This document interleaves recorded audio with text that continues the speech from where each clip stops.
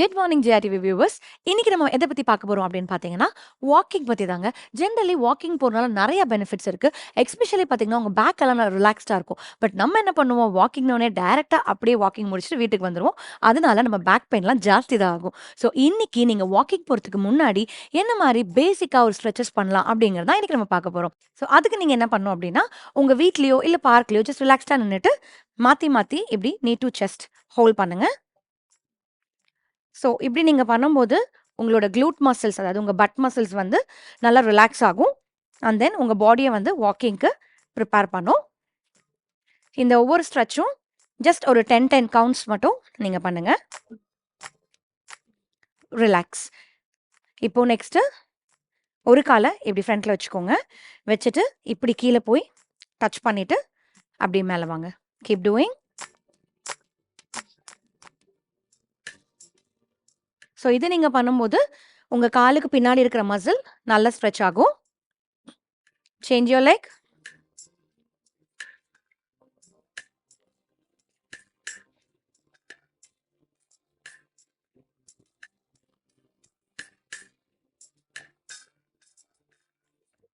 Okay.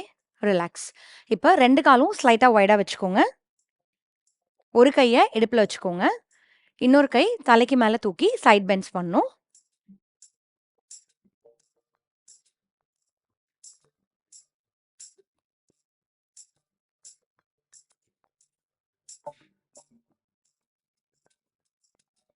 Change your side.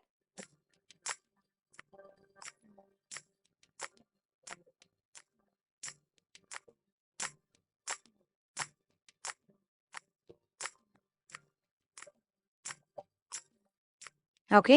Relax. இப்ப 2 காலும் சேர்த்து வச்சுக்கோங்க. கீழ பெண்ட் பண்ணி டோ டச் பண்ணுங்க. அப்புறம் பின்னாடி கை தூக்கி அப்படியே பேக் பெண்டிங் பண்ணணும்.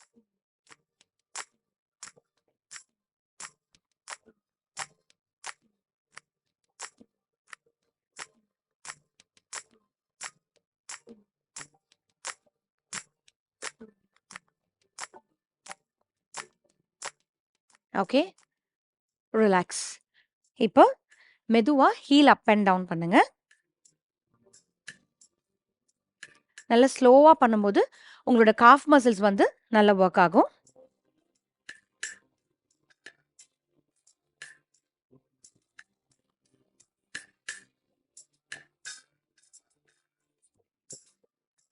இப்ப next toe up and down பண்ணுங்க. உங்களுக்கு இதுக்கு பேலன்ஸ் கிடைக்கல அப்படின்னா நீங்க வந்து ஏதாவது சப்போர்ட் எடுத்துக்கலாம்.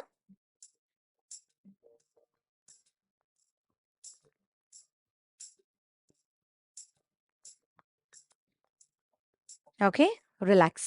ஸோ இந்த ஸ்ட்ரெச்சஸை நீங்கள் எவ்ரிடே வாக்கிங்க்கு முன்னாடி பண்ணும்போது உங்களோட மசில்ஸ் வந்து ரிலாக்ஸ்டாகவும் இருக்கும். அட் த சேம் டைம் எந்த ஒரு டேமேஜ் இல்லை இன்ஜுரி நடக்காமல் உங்களால் ஃபாஸ்ட்டாக வாக் பண்ண முடியும். உங்கள் பேக்கையும் காப்பாற்றிக்க முடியும். ஸோ ட்ரை பண்ணி பாருங்கள். தேங்க்யூ.